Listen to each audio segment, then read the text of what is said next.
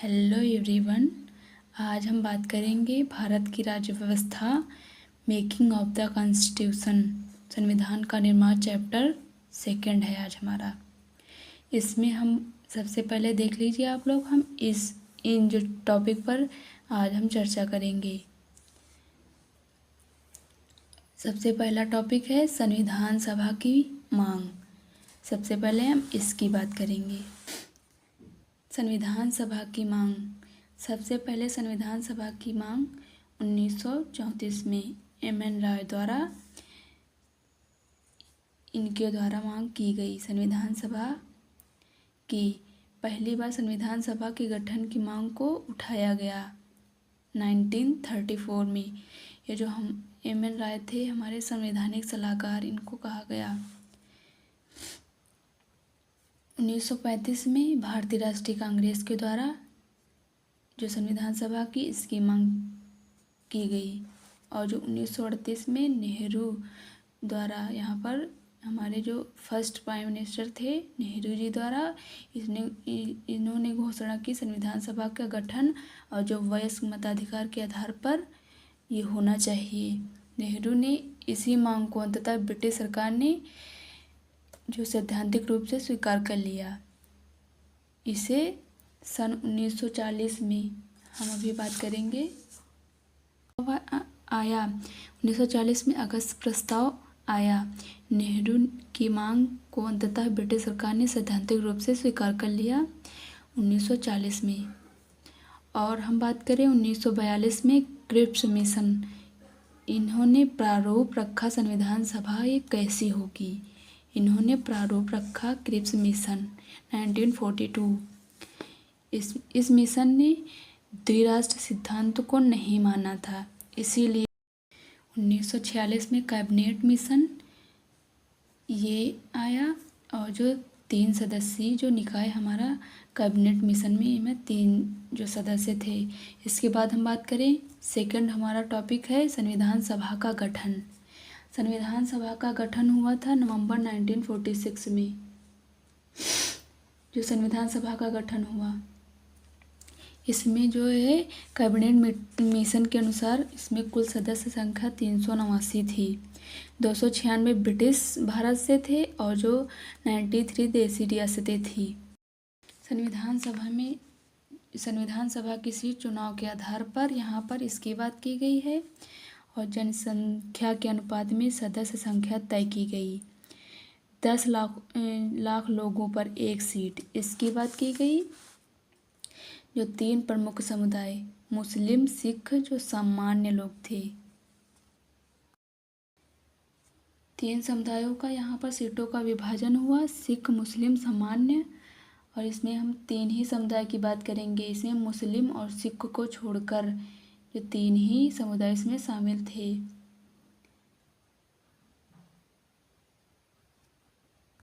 इसमें संविधान सभा की बात हुई।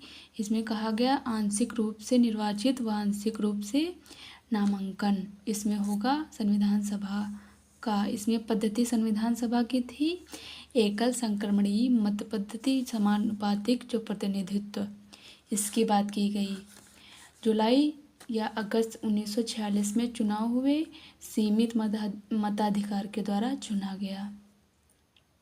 सीमित मताधिकार के द्वारा चुना गया। इसमें 15 महिलाएं थी संविधान सभा में। अब हम थर्ड टॉपिक की बात करेंगे, संविधान सभा की कार्यप्रणाली क्या थी।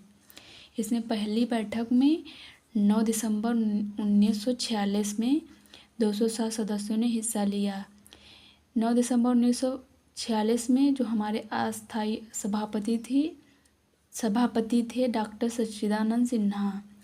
और जो सेकंड बैठक में 11 दिसंबर 1946 में हमारे अस्थायी सभापति डॉक्टर राजेंद्र प्रसाद थे और जो उपाध्यक्ष थे एच.सी. मुखर्जी। जो संविधान सभा में जवाहरलाल नेहरू, इन्होंने उद्देश्य प्रस्ताव पेश किया 13 दिसंबर 1946 को। इसको स्वीकार किया गया 22 जनवरी 1947 को स्वीकार किया गया। उद्देश्य प्रस्ताव, इन्होंने इसकी बात की कि संवैधानिक ढांचा व जो दर्शन जो संख्या इसकी झलक यही उद्देश्य प्रस्ताव में देखने को मिली।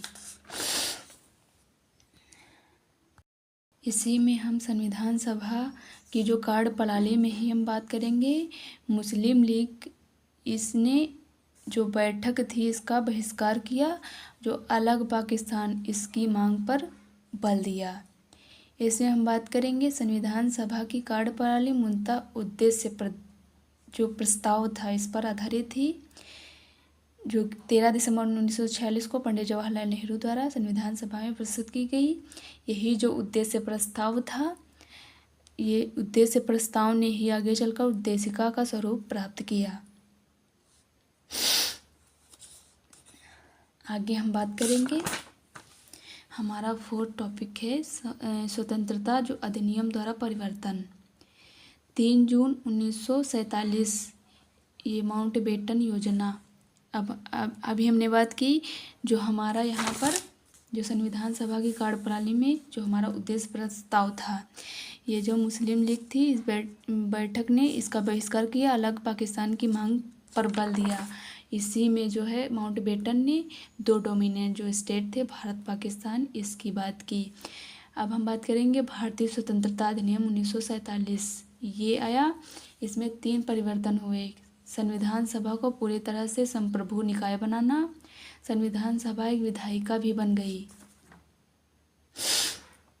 अभी हम इसकी एक क्वेश्चन की बात करेंगे। मुस्लिम लीग के सदस्य भारतीय संविधान जो सभा से अलग हुए। जो हम बात करेंगे संविधान सभा 26 नवंबर 1949 तक यह दोनों रूपों में कार्य करती रही, विधायिका व कार्यपालिका के रूप में। अब हम बात करेंगे जब संविधान सभा का गठन हो गया, इसके बाद में चुनाव के नतीजे जब आए सबके सामने, तो राष्ट्रीय कांग्रेस को 208 सीटें प्राप्त हुई, मुस्लिम लीग को 73 और जो छोटे समूह थे उनको 15 सीटें प्राप्त हुई। और जो 93 जो देसी रियासतों को कि ये जो भर नहीं पाई सीटें, इसमें हम बात करें क्यों नहीं भर पाई, क्योंकि संविधान सभा से इनको अपने आप को अलग कर लिया था। अब हम बात करेंगे संविधान सभा 26 नवंबर 1949 तक ये दोनों रूपों में कार्य करते रहे, इसकी हमने बात कर ली। अब हम बात करेंगे हमारा जो संविधान था, इसमें संविधान बनने में समय लगा 2 वर्ष 11 महीने 18 दिन। और जो हम बात करेंगे हमारे स्वतंत्रताविद थे, इन्होंने जो 60 देशों का संविधान का अवलोकन किया और जो 64 लाख रुपए का खर्च हुआ। इसके बाद अंतिम बैठक हुई 24 जनवरी 1950। जो हम बात करें अन्य कार्य हुए जो हमारे स्वतंत्रता अधिनियम द्वारा परिवर्तन, इसकी हम बात करें, इसमें 22 जुलाई 1947 को राष्ट्रीय ध्वज को अपनाया गया और 24 जनवरी 1950 को राष्ट्रीय गान और जो राष्ट्रीय गीत को अपनाया गया। ये 24 जनवरी 1950 को, और 24 जनवरी 1950 को डॉक्टर राजेंद्र प्रसाद इनको भारत के पहले राष्ट्रपति के रूप में चुना गया। हम बात करें 26 जनवरी 1950 से 1951 या 52 में आम चुनाव के बाद बनने वाली नई संसद के निर्माण तक भारत की जो अंतिम संसद के रूप में काम किया, इसके बारे में बात करेंगे। अब हम बात करेंगे हमारी ड्राफ्ट जो समितियां थी वगैरह। अब हम बात करेंगे हमारा नेक्स्ट टॉपिक है संविधान सभा की समितियां, इनके बारे में बात करेंगे। हमारी जो है 8 जो प्रमुख समितियां हैं, हमारी सबसे महत्वपूर्ण जो समिति मसौदा समिति या ड्राफ्ट जो हमारा था ड्राफ्टिंग कमेटी, इसका गठन 29 जो अगस्त 1947 को B.R. जो अम्बेडकर इनके द्वारा किया गया। ये हमारे लिए बहुत इम्पोर्टेंट है, ज़्यादा खास इम्पोर्टेंट है नहीं तो हमने यहाँ पर लिखा नहीं है। इसमें बात करें हम संघ जो शक्ति समिति जवाहरलाल नेहरू द्वारा, संघीय जो संविधान समिति जवाहरलाल नेहरू द्वारा, और जो सबसे इम्पोर्टेंट है प्रारूप समिति या इसकी बात करें मसौदा समिति, ये डॉक्टर बी.आर. अम्बेडकर मौलिक अधिकारों, अल्पसंख्यकों, जो जनजातियों तथा बहिष्कृत क्षेत्रों के लिए सलाहकार समिति, इसकी बात हमने की। जो हमारे परामर्शदाता समिति सरदार पटेल थे, ये ज़्यादा खास इम्पोर्टेंट नहीं है तो हमने यहाँ पर इसकी बात की नहीं है। अब हम नेक्स्ट टॉपिक की बात करेंगे। हमारा 5वां टॉपिक है संविधान का प्रभाव में आना। जो सबसे पहले हमारे डॉक्टर बी.आर. अम्बेडकर, जो हमारे बहुत ये हमारे संविधान में बहुत महत्वपूर्ण इनका रहा अम्बेडकर जी का। इसमें हम बात करेंगे, ये प्रथम कानून मंत्री थे। और बी.आर. अम्बेडकर जो संविधान सभा का अंतिम प्रारूप 4 नवंबर 1948 को यहाँ पर हुआ। पहली बार संविधान पढ़ा गया, 5 दिन तक जो है वार्ता चली। उसके बाद 15 से 17 नवंबर 1949 को जो खंडवार जो विश्लेषण किया गया और जो 7600 संशोधन प्रस्ताव जो ये पेश हुए। और तीसरी बार जब इसकी बात हुई, विचार शुरू हुआ संविधान पर, तो हम बात करें प्रस्ताव यहाँ पर आया, the constitution eight settle by the assembly bye passed, यानी संविधान जो इसका सेटल हो गया, जो संविधान सभा के द्वारा यहाँ पर पास भी हो गया, इसकी बात की गई। इसके बाद 26 नवंबर 1949 को पारित हुआ। 284 सदस्य ने यहाँ पर हस्ताक्षर किए। और उसके बाद इसमें जब अनुच्छेद और अनुसूचियाँ थी, अनुच्छेद हमारे 395 थे, 8 अनुसूचियाँ हैं, इनकी बात की गई है। अब हम नेक्स्ट टॉपिक की बात करेंगे, संविधान का प्रवर्तन या पारित होना या लागू होना।